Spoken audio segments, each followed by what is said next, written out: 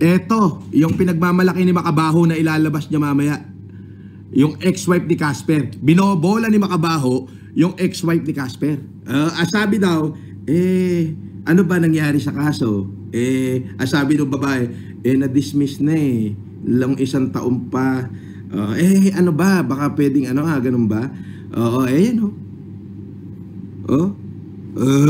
akala mo may kaso pa. Ang hilig mong pumunta sa asawa ng may asawa, no? No? Asa na yung surprise mo? Basag! Huwag mo na ilabas. Nauna na kami. Ito yung ilalabas mo mamaya alas 7? Wala na kwenta. Wala na kwenta. Nauna na kami maglabas. Mga base, paano yan? Nauna na kami maglabas. Ito ilalabas ni Makabaho mamaya. Yan. Bagal nyo naman mga base Bagal nyo. Nauna na kami. Kala nyo kayo lang may baser? Yan ba yung surprise mo? Yan ba yung pinagmamalaki mo? Chismosong palaka ka pala